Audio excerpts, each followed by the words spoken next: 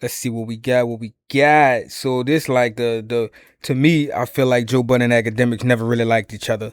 They try to deal with each other after everyday struggle and shit, but they never really liked each other. There was a lot of subs, a lot of dishes in between the years. This video here was fucking 9 years ago, and I see they were taking shots at each other. Or at least Act was taking shots at him. I'm not here to talk about any of that. Like I said, this shit been started. You could think if they start beefing now, or it just happened over the Drake thing. Nah, it been beefing, but it still was over the Drake shit. You know what I'm saying? So Joe was always beefing with Drake, and Academics always was a fan of Drake. So it just never mushed well. So minuscule beef stuff. I'll get back to beating his ass in about another week. Which I believe you're talking about Drake. On the Ku Klux Klan, the Ku, whatever the fuck, killing all the black people. No, damn it.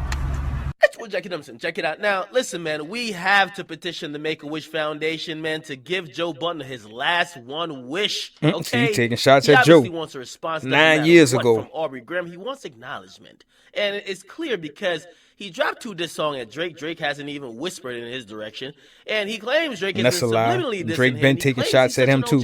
That he don't respect that, and he really he calls names. Okay. Now, he went on a whole Twitter tirade in the midst of, this whole, police shooting people and people, protesting. He went on a whole fucking Twitter rant about how he kind of felt, alone and how he felt like, Drake just wasn't responding to him, and how if Drake don't respond to him now, Drake better never say his name in the future. Now, he started off by saying this: sorry, real niggas don't deal well with subs. Then he continued talking about, because somebody says, I hope you know that Drake don't even be on Twitter. He says you. He DMs escorts the same way I do. He's here. Then he continued by saying, serenade me. I'm not Meek. I know that man. He's not what y'all think. Quiet out there when I'm not podcasting. Fucking chumps. Then he continued, not so exciting when you know SpongeBob can't high note his way out of this shit, huh? LOL. Hey, sheep, this is hip-hop. They don't like me now. I haven't been like since 02. Shocker, shocker. He was super aggressive with Tiger though. LOL. I just want to be clear. So when I stop rapping and finish podcasting, you niggas don't find your voices again. The niggas that's gonna buy my shit are the same niggas that's been buying my shit. Fuck OVO. Then he continued again.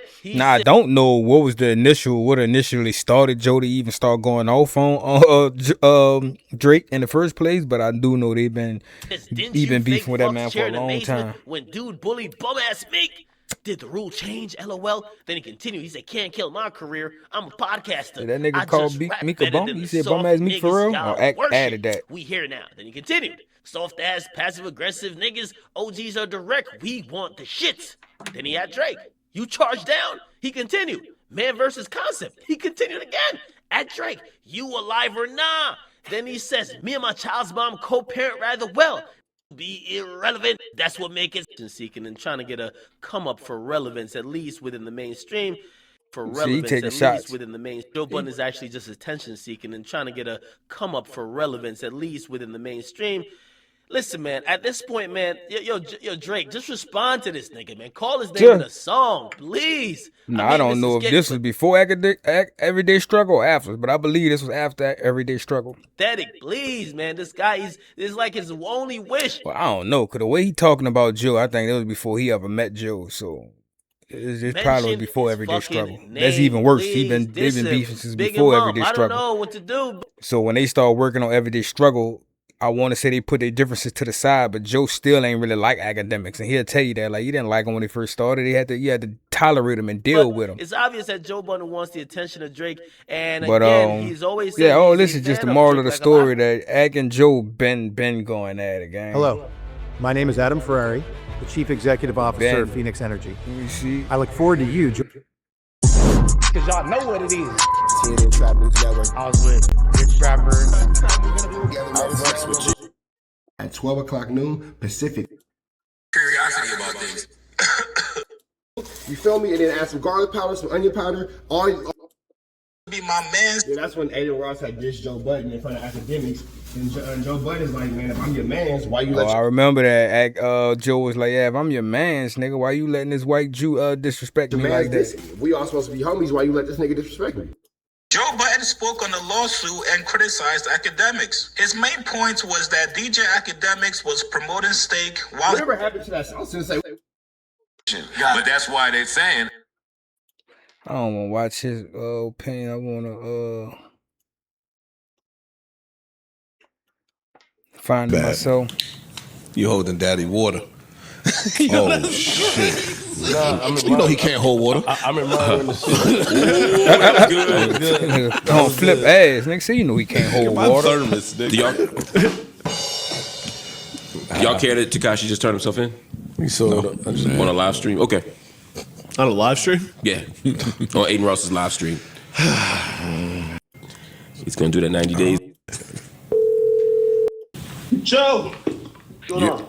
The Joe had to call, act like, yo, man, we beefing or what? You hear me? I've been hearing you taking a lot of shots at the boy. Like, what up? You hear me? Yo, can I speak to DJ Academics? What's going on with you, man? Can I speak to DJ Is this DJ Academics? Should we say it the other way around? Can I speak to Joe Budden? Listen, I'm on.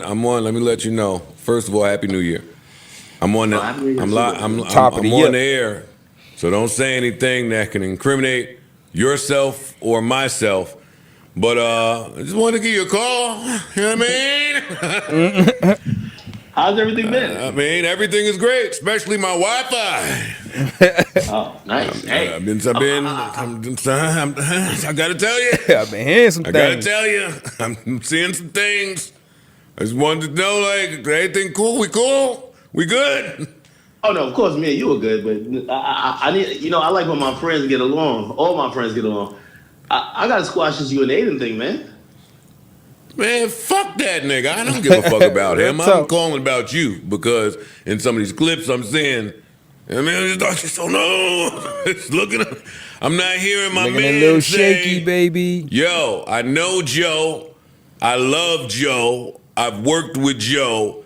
I made history with Joe. See, that's what it's all about. They worked with each other, made history with each other. So it's really, that's it. That's as far as their relationship goes. So they've been pretending to be cool with each other, but they really don't like each other. I ain't. Same thing that happened with Charlemagne and Academics. Charlemagne really don't like Academics or respect Academics. We ain't just about to just keep talking about Joe any type of way around me. Now, that's what I thought I would hear. No. That's and what I a real completely friend get would have that. did, but y'all ain't But real you do friends. know, all right, there's a little bit of understanding for, like, especially with Aiden, because I've been the person that I felt like the people maybe not in my demo have all ganged up on. Right? No, I heard you say that. I heard you say it. And that's that understanding I have. Obviously, he's gonna say, like, he feels it's a little petty and personal. He's gonna be like, well, Joe is irrelevant, which I think last night he said. I was like, no, that's not true. My man's pretty lit. But I mean, that's okay. yeah. I don't no weapon formed. Right? Like, Yeah. no weapon formed. Like, I don't care what anybody that I don't know has to say about me. So that's okay. But when I'm just seeing my man, my man is in these shots, let me call Shit my make man. you feel a man, 'cause different some way. people, You hear they're me? gonna try to put a Watching a battery nigga- in my back, like, yo, You know, that's shit that's up. how they always say, well, a nigga told you da-da-da. What did you say? After he said all this shit, what did you say? So you let a nigga kick your man's back into you in your face, and you ain't had nothing to say about I'm it. like, no, not my crazy. man. He wouldn't do that. No, he wouldn't do that. But then I'm not seeing you say, yo, I love homeboy, yo, let's ease up on Joe. No, of course. No, listen, you know that already, inherently. Even when I hear conversations about me on your pod, I know you love it. That's what I'm saying. But Tell them you streaming also have niggas. different. Tell you also have them. different personalities. Let them streaming niggas know. I mean, because I'm not going to get on Twitch or some shit. I ain't going to be able to tell them. But tell chat, I love Joe Budden.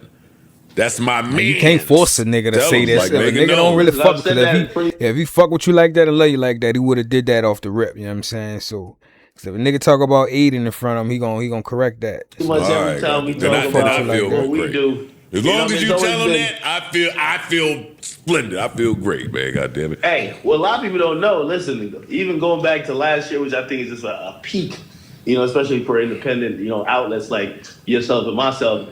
Shit, me and you, we on the phone. We're ping ponging it. Pause. We're like, yo, listen, this is 1 and 2. Just we getting all the good shit here. You know what I mean? This is everyday struggle on different platforms. So, obviously, yeah. The only thing I will say is that, like, I'm all liking go like back an to everyday interesting struggle. spot. That's the only I thing remember coming keeping into them the game, cordial. and like a It's lot of the everyday older struggle. folks, they didn't fuck with me, and it was just like, yo, fuck this guy. And I think they thought if you get Act out of the way, like that whole wave is dead. And I always know that that wave is never dead. Like right now on YouTube, there's a million acts. And when it comes to like people like it's not Aiden a Ross, million acts, buddy. No, maybe not that, effective. But I know what you're trying to say. Million niggas want to be acting. Yeah, but when it comes like to like Flacco. Aiden, that's like also a different iteration. So obviously he's, I think there's a lot of I would love for conversation to happen because that's how Everyday Struggle started. Like I was supposed to be the guy who liked the colored hair niggas, and you were the guy who was into the quintessential traditional hip hop, and they put us together and. Over 9 months. That nigga always talking about 6ix9ine. Niggas. I'm the guy who like the color hair nigga. This nigga 6ix9ine was the only colored hair nigga at that time. We were basically kind of moving in tandem. Tell Aiden. Tell him. No, I think he's in that mindset. I think he's thinking when he hears you're like, yo, somebody beat him up, somebody do this. And obviously at that point, anytime people hear anything about violence, they're like, where do we go from here? And no one should be using their platform to he's trying to take off for Aiden, but violence. I all can't it takes is for one of them to say one thing, and then they both gonna switch on each other so quick. Answer me, and that's it. I don't care. I promise you, I see it coming. It'd probably be the end of the middle of this year. One of them either Act say something about Joe say something about Act. They say something about each other. It's gonna go black. Who's in your ear, hip Joe? hop shit. Somebody, hold on. The Redditors. Who's in your ear, nigga? Oh, you can't listen. The to Redditors. Like, come on. The streamers and the Redditors. I don't normally visit. I don't visit that part of the internet most times, but it did come across my desk, and I haven't spoken to you anyway, so it's good to hear from you. Good to hear from you. So, well, let me categorically state it on the record, like I've stated off. Joe is always my man. We accomplished history together. He's been a close friend to me, but also he's given me great advice.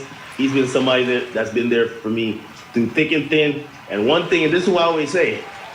Even back at maybe the past iteration of your podcast, it's different when Joe says, you know what, ask my man, but he's wild in here. Because I know you, I know your character. And even if you say something that, I have to take it like, not the thing I wanted to hear. I know you got my best interest at heart.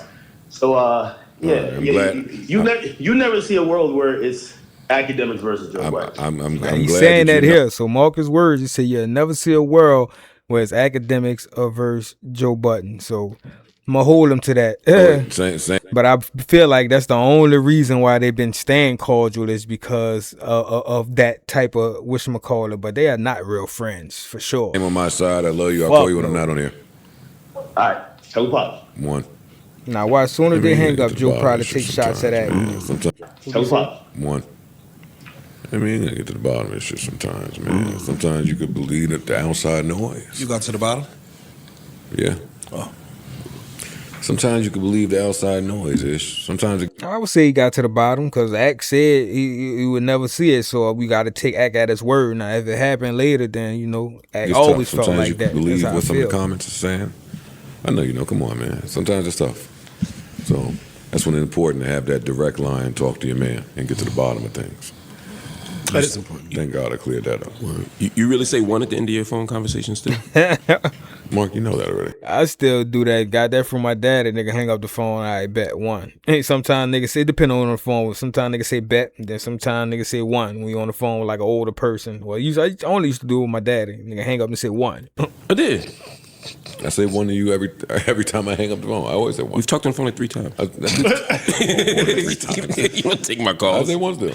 Oh, it's old school, right? I know. Yeah. I should stop. Very old school, but that's one step above peace and release. Some of us should stick with the code. You know what I'm saying?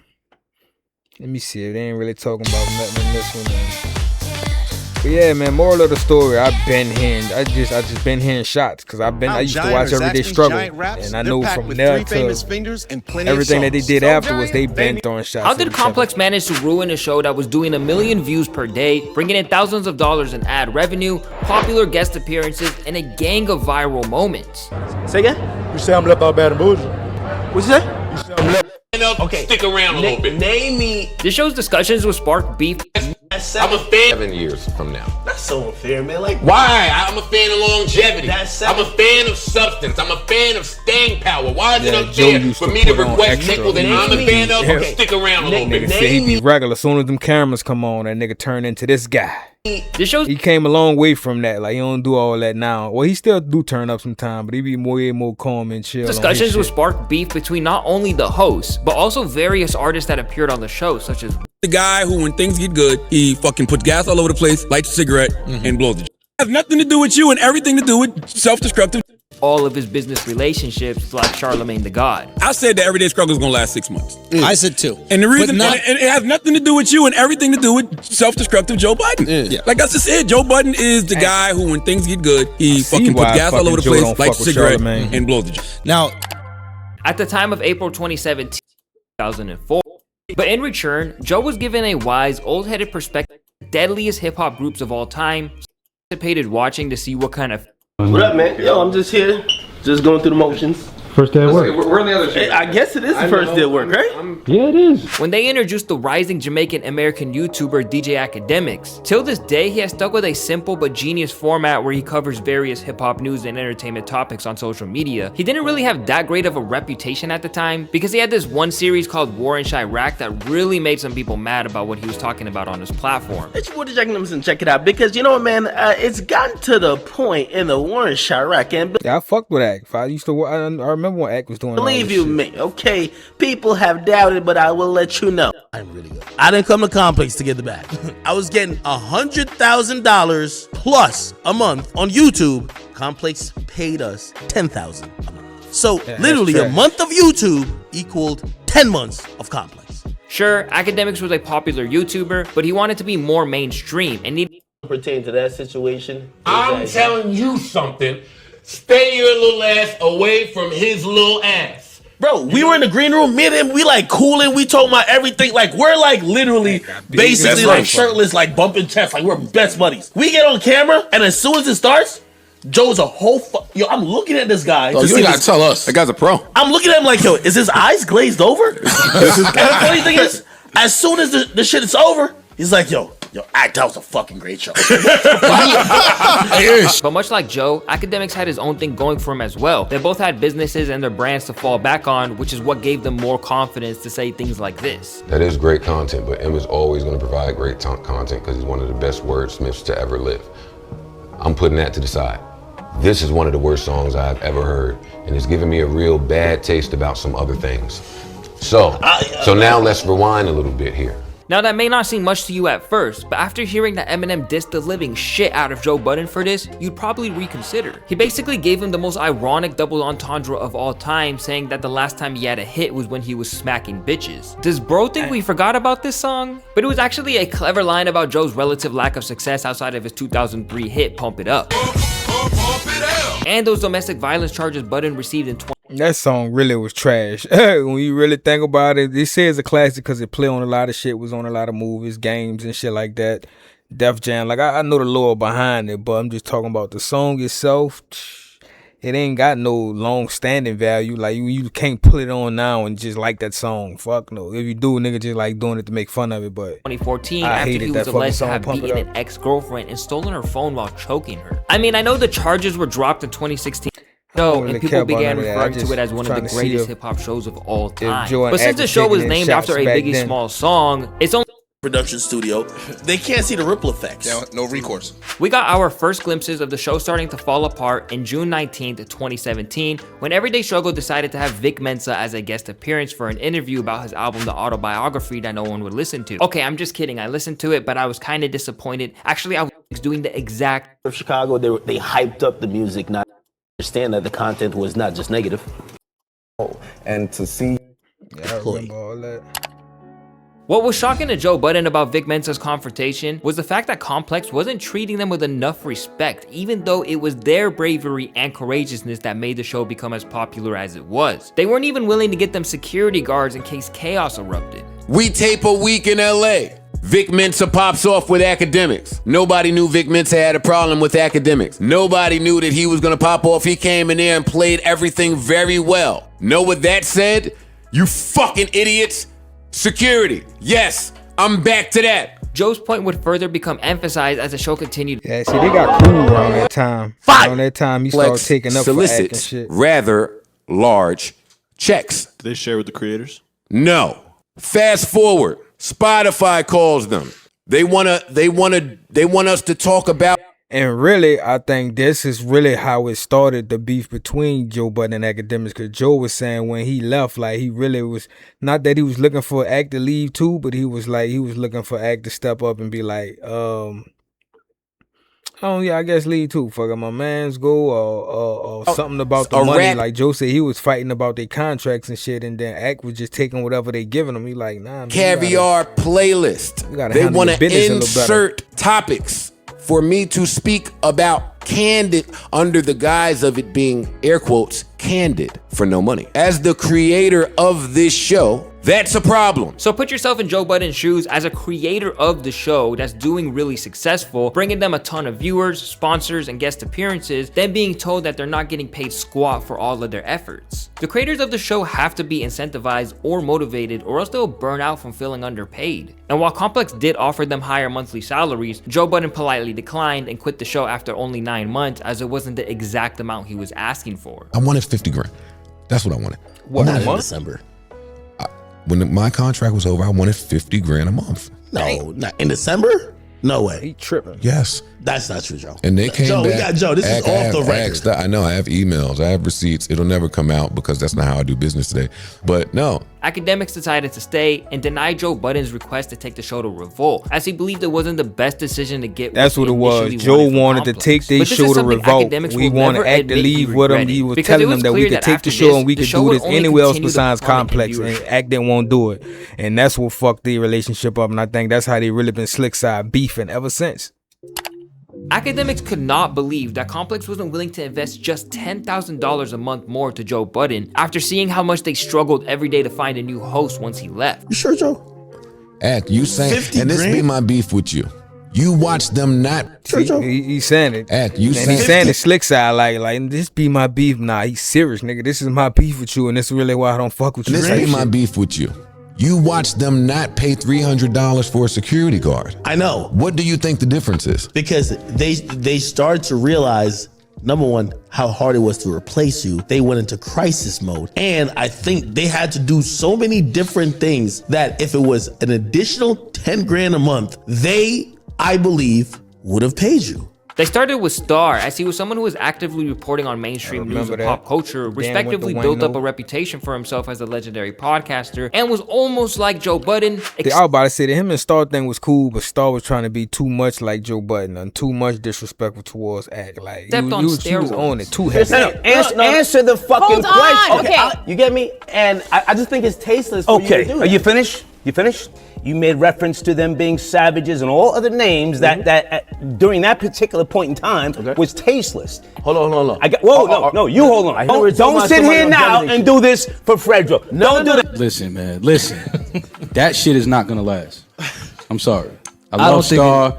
He's a legend. I love he's the original like disrespect king, but many people saw immediately that this wasn't exactly what Complex should have done, and that things were going to hit a wall very fast if they continued this route. That Complex can't. They're gonna lose too many relationships fucking with Star. These statements by Maul would eventually come true. It quickly became clear that Akademiks and Star weren't compatible, which related to him making an early exit from the show, as well as clips resurfacing of Star saying sexual and inappropriate things about Nadeska prior to joining Complex. How about that Nadeska on Everyday Struggle, huh? How about that little hot thing? I would love to jerk off on. Really play Joe's part on the show, where he would scream and harass him all episode. You've already admitted that I came in there because you guys wanted someone to scream at the top of their lungs like Joe Budden. That ain't Star. No disrespect to Joe, but Star lives a... Yeah, but you did it though. You came in screaming at the top of your lungs like you was fucking Joe Budden, and that shit was hard. You're angry that I simply did not want to fucking play in your sandbox, man. I'm too old to sit there and watch you just spew misinformation. But on some episodes, you can tell that Star was just taking it way too far, and that Akademiks was just more annoyed of Star than he even was with Joe Budden. It was clear to Joe Budden that Complex, you see, the Akademiks was annoyed at Joe Budden too, especially basically trying to find another him. But while Complex was setting unreachable goals with their new co-hosts, they said to me, because I asked them, what is the number of views per video that you would like to see that would make this thing work? And they said to me, 500,000 views per episode. Joe Budden was actually the one who was easily doing these type of numbers on his podcast. He was seemingly enjoying the unemployment as things began to skyrocket for his brand. More viewers left Everyday Struggle to go watch Joe Budden. Spotify offered him a partnership deal, and he'd eventually beef with them too, which led to a forest fire in his brand. But nonetheless, he did get the better end of the stick when it was all said and done. As after it didn't work out with Star, they ended up just settling down with a popular Twitter user and Instagrammer, Wayno, for a couple of seasons. And the show was announced that it was coming to an end in November of 2020. But even Akademiks said that Wayno was good and he respects him for what he did on the show, but it just wasn't what he initially wanted from Complex. And while many fans were upset to see the show end, there could be hope for a lot more collaborative efforts from Akademiks and Joe Budden, as they have been seen recently doing a lot more content together. However, it's clear that there was something special about the entire Complex Everyday Struggle setup that can never be replaced. And we could only wonder what would have happened if they decided to give Joe Budden the $50,000 a month he asked for. They would have went broke and bankrupt, and nigga tripping $50,000 a month, and y'all ain't even making 1 million views a episode. Fuck no, that shit don't work like that, gang. But yeah, moral of the story is, man, Joe Budden and Akademiks been beefing, been side beefing, acting like they frenemies, if that's what you want to call it, pretending to be friends just to stay out each other way. That's what they trying to do, stay out each other way. They're like either Joe #1 and Act #2, or Act be #1 and Joe #2. And they like, as long as it's like that, they cool. But if it starts switching and there's either one of them, like if Act fall down to be like number 3, #4, or some shit like that, and Joe stay at #1, then Joe gonna start treating Act like the little boy. He gonna start sunning him, you know what I'm saying? But if Act stay #1 and Joe is under him, then Joe like, all right, we still got a time to be cool, you know what I'm saying? He still gonna play the friend role because Act still at the top. But if Act was to fall off, Joe Budden would not still be trying to be friends with Akademiks. I could be wrong, man, but y'all put it in the comments and let me know. We'll talk about it. Just do it for the power, just do it for the power. Do it.